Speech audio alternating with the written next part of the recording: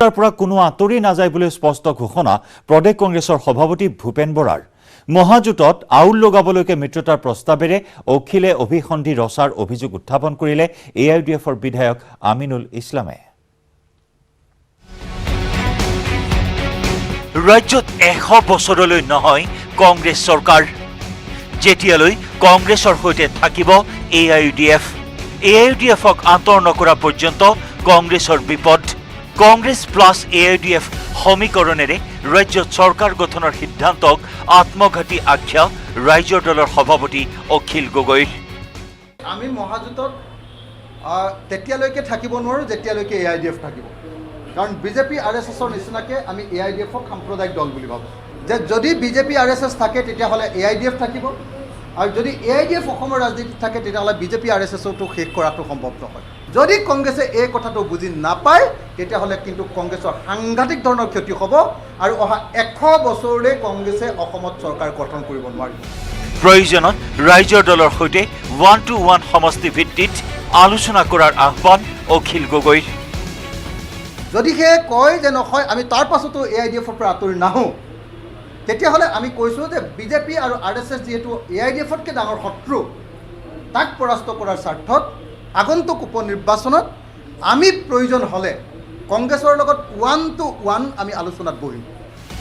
অখিল গগৈৰ এই আহ্বানক আদৰণি বিৰোধী দলপতি দেৱব্ৰত শইকীয়াৰ। অখিলৰ এনে পৰামৰ্শক নিশ্চয়কৈ আলোচনা কৰা হ'ব। দলে ঠিক কৰিব কাক ল'ব কাক এৰিব। ভাল কথা, তেখেতসকলৰ কথাখিনি মই আদৰণি জনাইছোঁ। তেখেতসকলে কিছু কংক্ৰিট কথা কৈছে, যিহেতু আমাৰ নীতি নিৰ্ধাৰক সমিতিটো কথাখিনি আলোচনা কৰিম আৰু তাৰপিছত আমি কি কৰিব পাৰি ব্যৱস্থা ল'ম। পিছে ৰাইজৰ দলৰ সভাপতিগৰাকীৰ এনে মন্তব্যক সহজভাৱে লোৱা নাই AIUDFৰ বিধায়ক আমিনুল ইছলামে। অখিল গগৈয়ে এনে মন্তব্যৰ জৰিয়তে মহাজোঁটত আউল লগোৱাৰ চেষ্টা কৰা বুলি মন্তব্য কৰে আমিনুল ইছলামে। অংশীদাৰ হিচাপে তেওঁলোকে অন্তৰ্ভুক্ত নহ'ব, আকৌ বুজাবুজি কৰিব AIUDF, এইবিলাক আচলতে বিভ্ৰান্তিমূলক কথা। তেওঁৰ যিটো আচল উদ্দেশ্য যে মহাজোঁটত আউল লগাই যিকোনো প্ৰকাৰে তেওঁ বিজেপিক ৱাকঅভাৰ দিব বিচাৰিছে, এইটোৱেই মেইন কথা। আৰু তেওঁ মহাজোঁটত নাহেও, কেতিয়াও মহাজোঁট শক্তিশালী হোৱাটো নিবিচাৰেও। তেওঁ মানে প্ৰকাশ্যে বিজেপিৰ বিৰুদ্ধে খুব ডাঙৰ ডাঙৰ কথা ক'ব। আকৌ সদনত দেখিছোঁ যে তেওঁ এটা নাটক কৰি ইনডাইৰেক্টলি আমাৰ মহাজোঁটৰ ইছ্যুবিলাক ডাইলুট কৰি তেওঁ বিজেপিক প্ৰকাৰান্তৰে সহায় কৰিব। কথাবিলাক লাহে লাহে স্পষ্ট হৈ আছে। ইফালে বিগত নিৰ্বাচনত মহাজোঁটত BPF চামিল আছিল যদিও BPFৰ নেতা দুৰ্গা দাস বড়োৰ এতিয়া স্পষ্ট ঘোষণা, য'তেই চৰকাৰ থাকিব আমি তাতেই থাকিম। মই আৰম্ভণিৰ পৰা কৈ আছোঁ যে হাগ্ৰামা মহিলাৰী ডাঙৰীয়া সদায় ৰাইজৰ কাম কাজ কৰিবৰ কাৰণে যিয়ে চৰকাৰ কৰে সেই দলৰ লগত থকাৰ কথা তেওঁ দোহাৰি আহিছে। গতিকে আজিৰ দিনটোতো তেনেকুৱা। আৰু গাঁও চহৰ জিলাৰ খবৰৰ পৰৱৰ্তী অংশলৈ যোৱাৰ পূৰ্বে লৈছোঁ আন এটি বাণিজ্যিক বিৰতি। चल शुरू हो जा my turn कर दे सब कुछ on track strong है my turn flexible है my turn बड़ा समझदार নিৰ্মাণৰ মানদণ্ড my turn 16 channels 15 languages 26 states 1200 plus reporters, 66.9 crore viewers. India's largest news network, News 18 Network.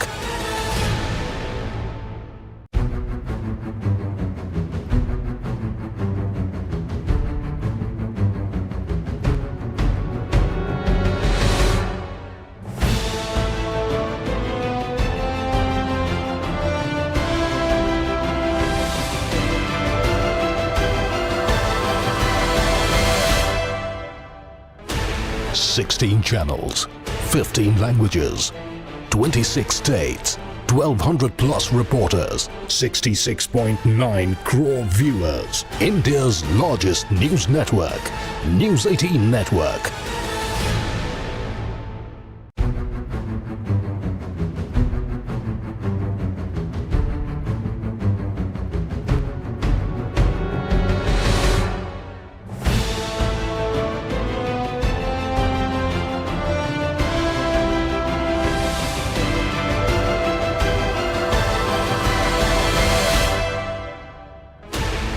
16 channels, 15 languages, 26 states, 1,200 plus reporters, 66.9 crore viewers. India's largest news network, News 18 Network.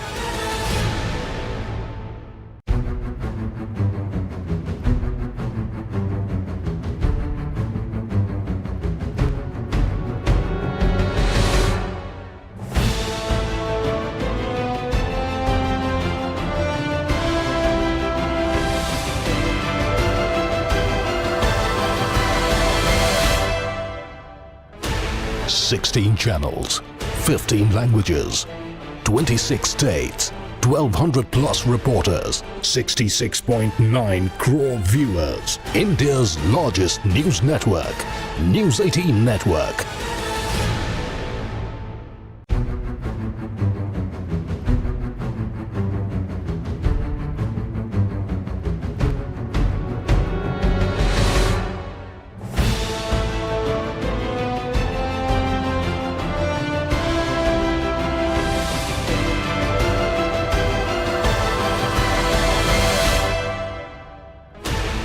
Sixteen channels, 15 languages, 26 states, 1,200 plus reporters, 66.9 crore viewers. India's largest news network, News 18 Network.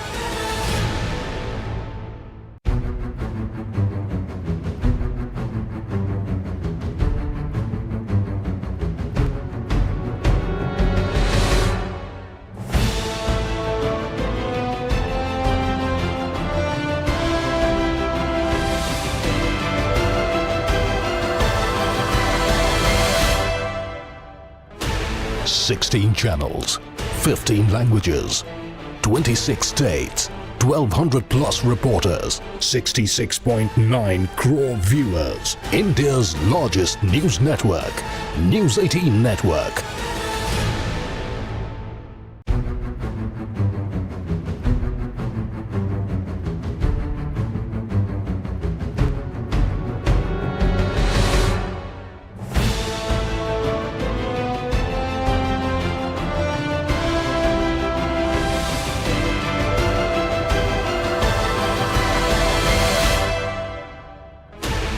Sixteen channels, 15 languages, 26 states, 1,200 plus reporters, 66.9 crore viewers. India's largest news network, News 18 Network.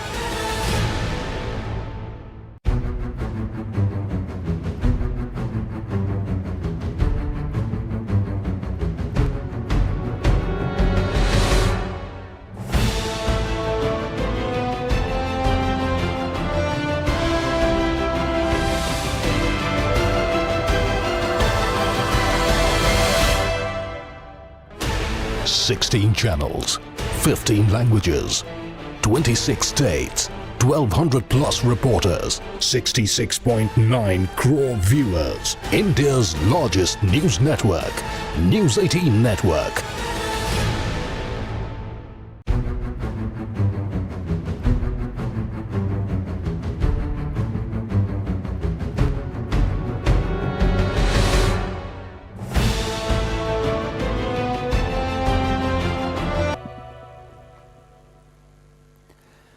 বন্ধ হল রাহুল গান্ধীকে ধৰি ৫,০০০ কংগ্ৰেছ নেতাৰ Twitter account.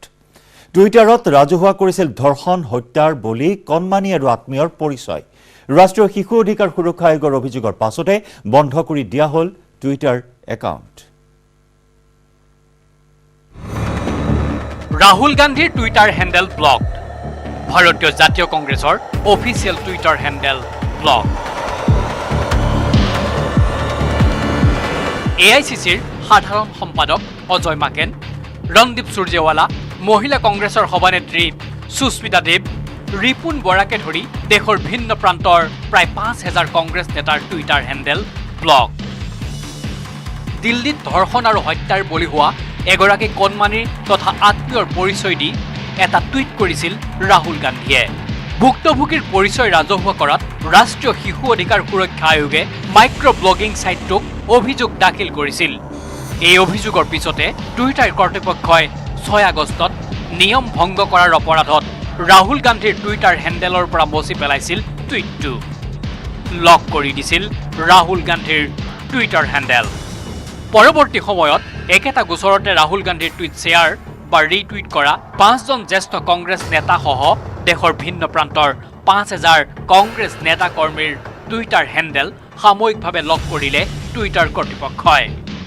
আনহাতে Twitter কৰ্তৃপক্ষক সমালোচনা কৰি কংগ্ৰেছ নেতাৰ অভিযোগ, এয়া চৰকাৰৰ চাপত পৰি কৰিবলৈ বাধ্য হৈছে টুইটাৰে।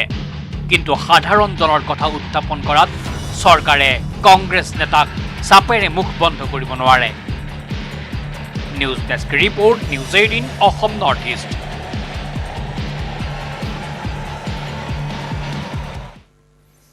নগাঁও চহৰত কদৰ্যময় পৰিৱেশ, কিন্তু নিধিৰাম চৰ্দাৰৰ ভূমিকাত অকৰ্মণ্য পৌৰসভা। কাণ সাৰ নাই স্থানীয় বিধায়কৰ। অথলে গ'ল আমাৰ নগাঁও আমাৰ গৌৰৱ শ্লোগান। অথলে গ'ল আমাৰ নগাঁও আমাৰ গৌৰৱ শ্লোগান। অকৰ্মণ্য পৌৰসভা। বিধায়ক ৰূপক শৰ্মাৰ গৌৰৱময় নগাঁৱত এতিয়া জাবৰৰ দম। চৌদিশে জাবৰৰ দমে চহৰখনত সৃষ্টি কৰিছে কদৰ্যময় পৰিৱেশৰ। কোভিড সৃষ্ট পৰিৱেশৰ মাজত চহৰখনৰ চৌদিশে দুৰ্গন্ধময় জাবৰৰ দমে সৃষ্টি কৰিছে অস্বাস্থ্যকৰ পৰিৱেশৰ। চহৰখনৰ পানীগাঁও চাৰিআলি, নেহেৰুবালি, ITI বজাৰ, হৈবৰ গাঁও, বৰবজাৰ আদিৰ লগতে নগাঁও অসামৰিক চিকিৎসালয়ৰ সন্মুখতো কদৰ্যময় পৰিৱেশৰ বাবে ৰাইজে ওলাব নোৱাৰা পৰিৱেশৰ সৃষ্টি হৈছে। এই ক্ষেত্ৰত ৰাইজ ক্ষুব্ধ হৈ পৰিছে সদৰ সমষ্টিৰ বিধায়ক ৰূপক শৰ্মাৰ ভূমিকাটো। কেৱল কথাৰে মুখেৰে ফুলজাৰি মাৰি থাকিলেই নহ'ব, আগফালে দুৱাৰ ডাং পিছফালে ধুবাং ডাং টাইপ সদৃশ এতিয়া হৈ আছে। এনেকুৱা হৈ থকাটো আমি একেবাৰে নিবিচাৰোঁ। যিহেতু তেওঁ মুখেৰে যিবোৰ কথা কয়, উন্নয়নে আমাৰ লক্ষ্য, বিকাশে আমাৰ প্ৰাণ, এনেকুৱা কথাবোৰ কেৱল বেনাৰ পোষ্টাৰ আৰু মুখত থাকিলেই নহ'ব, হাতে কামে কৰি দেখুৱাওক। আমাৰ নগাঁও আমাৰ গৌৰৱৰ কোনো ধৰণৰ উন্নতি দেখা নাই, সেইটো আমি লজ্জাবোধ কৰিছোঁ। আৰু তেখেতক আমি আমাৰ ফালৰ পৰা অনুৰোধ জনাইছোঁ যে পাৰে যদিও তেওঁ আমাৰ নগাঁওখনৰ বিকাশ কৰক। আজি কৰোণাটো বাদেই দিয়ক, জাবৰৰ কাৰণে মাস্ক ল'ব লাগে। আনহাতে নগাঁও চহৰৰ সৰ্বাংগীন উন্নয়নৰ শ্লোগানেৰে দ্বিতীয়বাৰলৈ বিধায়ক হিচাপে নিৰ্বাচিত ৰূপক শৰ্মাই এই ক্ষেত্ৰত বিশেষ গুৰুত্ব আৰোপ নকৰাক লৈ ৰাইজৰ মাজত অসন্তুষ্টিৰ সৃষ্টি হৈছে। নগাঁৱৰ পৰা নীলোৎপল বৰাৰ report, news 18 Assam north east.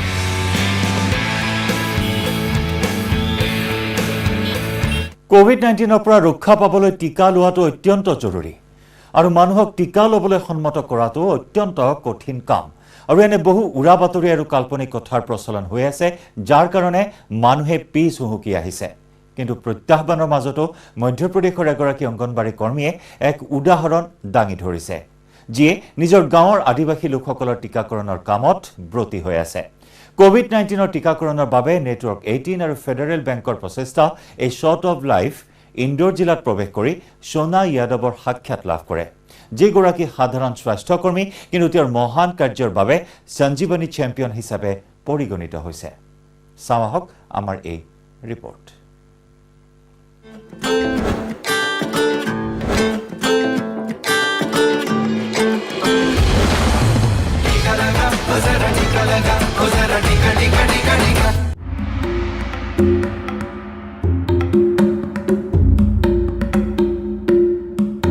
এয়া হ'ল সোনা যাদৱ, ইন্দোৰ জিলাৰ ৰাজপুৰা গাঁৱৰ অংগনবাড়ী কাৰ্যকৰ্তা। সোনাৰ মতে যেতিয়াই মহামাৰীয়ে প্ৰাদুৰ্ভাৱ চলাইছে, ইয়াৰ লোকসকল যথেষ্ট আতংকিত হৈ আছিল। भाग क्यों जाते थे लेकिन? डर लगता था उनको कि कोरोना निकाल देंगे तो हमको हॉस्पिटल में भर्ती कर देंगे और वहाँ से हमारी डेड बॉडी आएगी कि नहीं आएगी, वहीं मर जाएंगे। उनको ऐसा भ्रम था। আৰু আজিও সেই ভয় আশংকা মানুহৰ মন মগজুত সোমাই আছে। क्या क्या वजह क्या आप लगाना नहीं चाहते?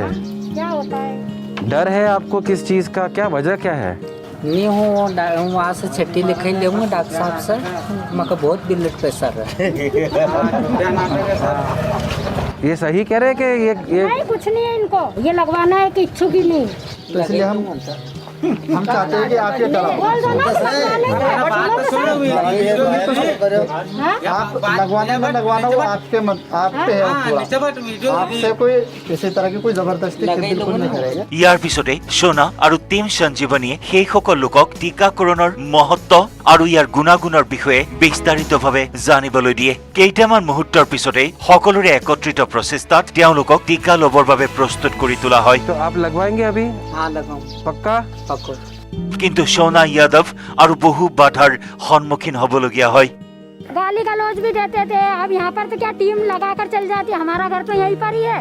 तो लोग हमको तो रात में पी कर आते थे कि क्यों लगवाया, मेरी मिसेस को क्यों लगाया, उसको बुखार चढ़ी, चलो तुम काम करने। बहुत सारी दिक्कतें हमने झेली यहाँ पर सर, और फिर भी इसके बाद में लगवाए।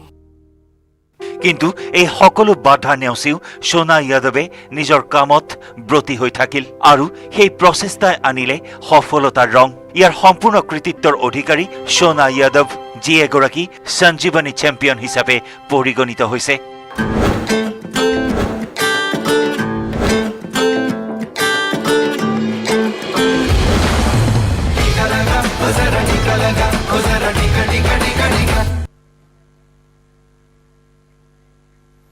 সাৱধান হোৱাৰ সময় আহিল যান বাহন আইন উলংঘাকাৰীসকলৰ। আইন উলংঘা কৰাৰ পাছত আৰক্ষীয়ে নেদেখিলেও আইন উলংঘাকাৰী এতিয়া ভৰিব লাগিব জৰিমনা। ৰাজপথত গাড়ী চলাওঁতে সাৱধান, উকলিল যান বাহন আৰক্ষীক ফাঁকি দিয়াৰ দিন। যান বাহন আইন ভংগ কৰিলেই এতিয়াৰে পৰা আপুনি নভবাকৈ ভৰিব লাগিব জৰিমনা। যিকোনো মুহূৰ্ততে আপোনাৰ মোবাইললৈ যাব পাৰে মেছেজ। এই জৰিমনাৰ পৰিমাণ হ'ব পাৰে ২,০০০ৰ পৰা ২০,০০০ টকা পৰ্যন্ত। যান বাহন আইন যিখন আছে 183 ছাবছেকশ্যন 1 আৰু ছাবছেকশ্যন 2, এই দুটা ছেকশ্যনত ফাইন হয়, জৰিমনা বিহা হয়। আৰু সেই দুটাত আপোনাৰ প্ৰাইভেট গাড়ীৰ ক্ষেত্ৰত ২,০০০ হয়, আৰু যিখিনি যাত্ৰীবাহী বাছ থাকে বা অন্যান্য গাড়ী আছে সেইখিনিত আপোনাৰ ৪,০০০ হয়। গাড়ী চলাওঁতেই মন কৰিবলৈ নাপাহৰিব পথৰ দাঁতিত থকা ফলকলৈ, কাৰণ তীব্ৰ বেগত গাড়ী চলোৱাসকলক নাকি লগাবলৈ তৎপৰ হৈছে পৰিবহণ বিভাগ। ঠাই বিশেষে ৫০ৰ পৰা ৬০ কিলোমিটাৰৰ ওপৰৰ গতিবেগত আপুনি চলাব নোৱাৰিব গাড়ী। কিন্তু কিদৰে আইন উলংঘাৰ সংকেত লাভ কৰে যান বাহন আৰক্ষীয়ে? যান বাহন আইন উলংঘা কৰা সকলৰ বাবে এতিয়া সন্ত্ৰাসৰ কাৰণ ইণ্টাৰচেপ্টৰ নামৰ এই বিশেষ বাহনখন। ইণ্টাৰচেপ্টৰে নিৰীক্ষণত ৰাখিব আপোনাৰ বাহন। পথৰ গতিবেগ মন্থৰ কৰাৰ নিৰ্দেশযুক্ত ফলক থকা ঠাইত খাপ পিটিব ইণ্টাৰচেপ্টৰে। কৌশলী আৰু শক্তিশালী কেমেৰা সংলগ্ন ইণ্টাৰচেপ্টৰ বাহনৰ কাষেৰে তীব্ৰ বেগেৰে পাৰ হৈ যোৱা বাহন